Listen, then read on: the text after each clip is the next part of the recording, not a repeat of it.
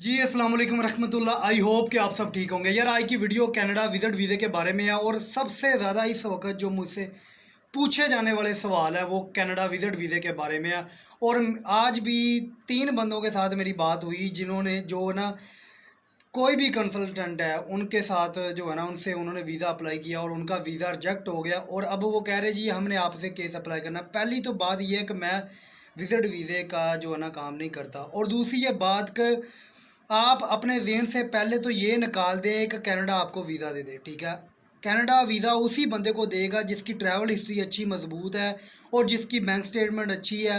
जिनकी bank statement नहीं सही तरीके से प्रॉपर तरीके से मेंटेन और बैंक स्टेटमेंट नहीं अच्छी और ट्रैवल हिस्ट्री नहीं अच्छी तो उनको वीज़ा नहीं मिलने वाला।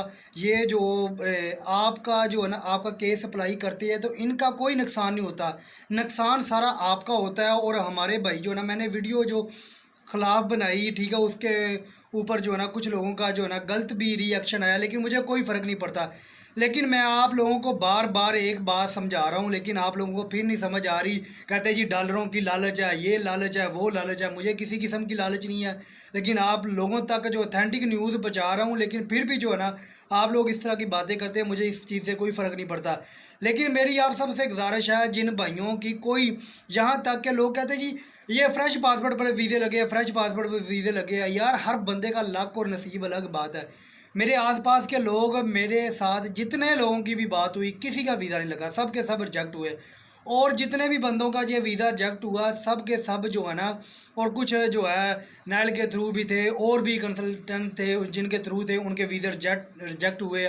लेकिन सबसे जो मेन मसला वो ये है कि उनके फ्रेश पासपोर्ट थे और स्टेटमेंट भी कोई अच्छी खासी नहीं थी, ठीक है। तो सबसे और एक और अहम बात वो ये है कि आप लोग पहले तो अपने ज़हन से ये निकाल दें कि आप किसी और की स्टेटमेंट के ऊपर आप वीज़ा किस तरह अप्लाई कर सकते हैं। और ये भी अपने ज़हन से निकाल दें कि आपकी स्टेटमेंट कोई और बंदा किस तरह तैयार कर सकता है। आपकी स्टेटमेंट कोई और बंदा ये इन्वेस्टर करते होते थे, वो भी स्टडी वीज़े की ही होती स्टेटमेंट। यानी कि मिसाल के तौर पे 60 लाख की, 70 लाख की, 1 करोड़ की स्टेटमेंट बनानी है। और वो स्टेटमेंट इस तरह होती थी कि यानी कि आपने बैलेंस शो करवाना होता था 2 मंथ के लिए, 3 मंथ के लिए। जैसे यूके, ऑस्ट्रेलिया और कनाडा क्या स्टडी वीज़े का होता है। और जो विजिट वीज़े का होता है, विजिट वीज़े का अलग प्रोसीजर होता है। इसका जो है ना पूरे तरीके से आपने मेंटेन करना होता है। आपने जो है ना ट्रांजैक्शन दिखानी होती है, जितनी ज़्यादा ट्रांजैक्शन होगी उतना वीज़ा इशू के चांस भी अच्छे होते हैं। और दूसरी ये बात कि आपकी ओरिजिनल स्टेटमेंट हो, ओरिजिनल सारे डॉक्यूमेंट्स हो, फिर उसके बाद वो वेरीफाई करने के बाद फिर वो सोचते हैं कि क्या आपने वो आपको वीज़ा देंगे या नहीं देंगे। ये नहीं है कि जिस तरह हमारे भाइयों को बताया जाता है जी आपको कोई टेंशन नहीं है, आपके डॉक्यूमेंट्स ओरिजिनल है, फेक है, कोई मसला नहीं है, हम अप्लाई करेंगे, हम बैंक स्टेटमेंट लगाएंगे, हम सारा कुछ तैयार करेंगे, आपको किसी किस्म की टेंशन नहीं। बस आपने हमें 2 3 4 लाख रुपया देना और आपने भूल जाना और 1 मंथ बाद, 1.5 मंथ बाद आपने आना। जब आपको पता चलना वीज़ा रिजेक्ट हो गया तो हमने तो आपके साथ पहले डील की होती है।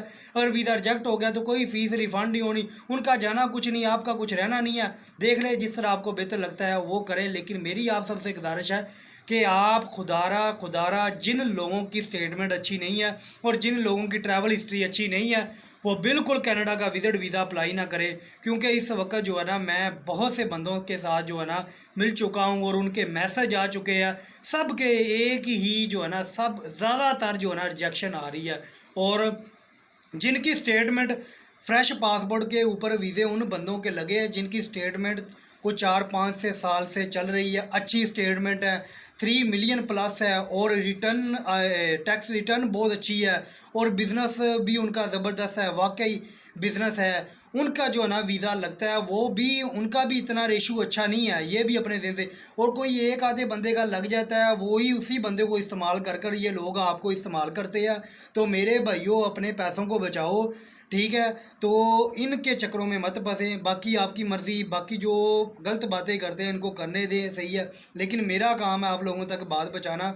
और जो कोई अच्छा कंसल्टेंट है ना वो आपकी फ़ाइल अगर मजबूत नहीं होगी वो आपका जो है ना कनाडा या जिस कंट्री के लिए आप एलिजिबल नहीं होंगे उसका वो अप्लाई नहीं करेगा। और जो मसलन पैसे लूटने के चक्कर में बैठे हैं उनको कोई फ़र्क नहीं पड़ता, आपके पैसे वेस्ट हों, आपका जितना मर्ज़ी नुकसान हो उसे कोई फ़र्क नहीं पड़ता, उसे अपनी फ़ीस से है तो वो अपनी फ़ीस के चक्करों में है।